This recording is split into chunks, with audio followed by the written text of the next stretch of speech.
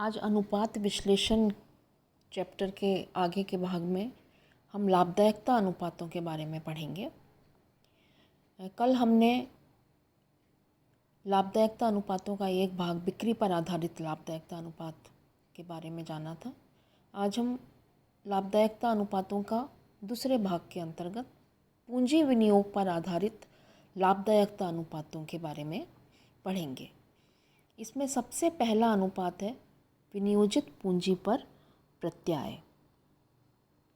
किसी भी व्यवसाय में विनियोग करने का प्रमुख उद्देश्य विनियोजित पूंजी पर पर्याप्त मात्रा में प्रत्याय कमाना होता है।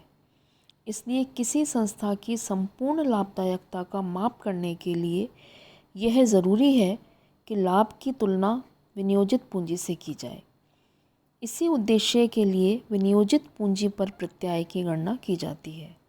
इसे विनियोग पर प्रत्याय भी कहते हैं। यह अनुपात विनियोजित पूंजी तथा लाभों में संबंध को स्पष्ट करता है, जिसकी गणना शुद्ध लाभ में विनियोजित पूंजी का भाग देकर 100 से गुणा करके की जाती है। ये अनुपात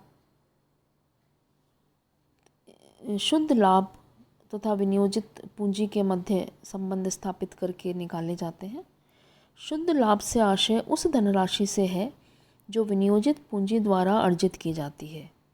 अतः प्रत्याय दर की गणना के लिए ब्याज व कर से पूर्व के लाभों में गैर व्यापारिक आय जैसे विनियोगों से आय तथा असामान्य लाभों को घटा देना चाहिए तथा गैर व्यापारिक तथा असामान्य हानियों को जोड़ देना चाहिए। यदि ब्याज के पश्चात लाभ दिए हों तो दीर्घकालीन ऋणों पर ब्याज को जोड़ देना चाहिए। विनियोजित पूंजी से आशय सकल विनियोजित पूंजी या शुद्ध विनियोजित पूंजी जो संपत्तियों व चालू दायित्वों का अंतर होती है उसे माना जाता है। तो इस प्रकार से इस अनुपात की गणना की जाती है। दूसरा अनुपात है इसमें स्वामित्व कोषों या समता पर प्रत्याय। यह अनुपात शुद्ध लाभ और स्वामित्व कोषों या अंशधारियों के विनियोग के मध्य प्रतिशत संबंध दर्शाता है। इसके द्वारा अंशधारियों के विनियोग की अर्जन क्षमता का निर्धारण किया जा सकता है। इस अनुपात की गणना के लिए शुद्ध लाभ तथा शेयर होल्डर फंड के बीच में संबंध स्थापित किया जाता है। शेयर होल्डर फंड या स्वामित्व कोषों से आशय स्वामित्व समता या शुद्ध कीमत से है जो अंश पूंजी रोकी गई आय का योग होता है। शुद्ध लाभों में ब्याज तथा कर घटा दिया जाता है, परंतु अधिमान अंशों पर लाभांश नहीं घटाया जाता। तो इस प्रकार से इस अनुपात की गणना की जाती है। तीसरे अनुपात है इसमें समता अंशधारियों के कोषों पर प्रत्याय। समता अंशधारी किसी कंपनी के वास्तविक स्वामी होते हैं, इसलिए इसकी परिचालन निष्पादन की जांच समता अंशधारियों के कोषों पर प्रत्याय दर के आधार पर ही की जा सकती है। इस दर की गणना समता अंशधारियों के लिए उपलब्ध लाभों में समता अंशधारियों के कोषों की राशि का भाग देकर की जाती है।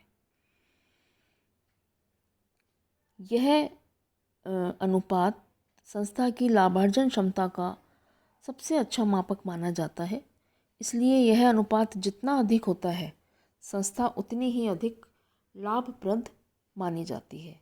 इसके आधार पर दो संस्थाओं की लाभार्जन क्षमता की तुलना भी की जा सकती है तथा साथ ही विनियोग बाजार में सामान्य प्रत्याय दर से तुलना करके संस्था के सामान्य अंशों में विनियोग करने या न करने के बारे में भी निर्णय लिया जा सकता है।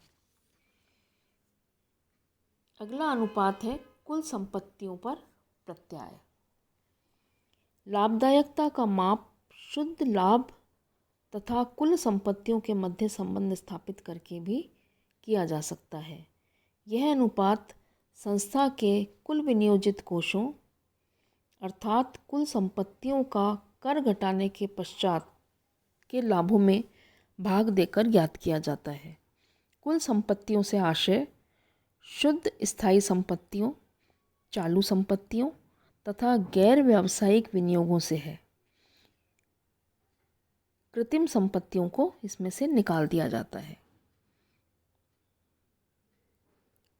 यह अनुपात जितना अधिक होता है संस्था की लाभार्जन क्षमता को उतना ही संस्था की लाभार्जन क्षमता उतनी ही अधिक मानी जाती है तथा इस अनुपात के कम होने पर संस्था की लाभार्जन क्षमता कम मानी जाती है।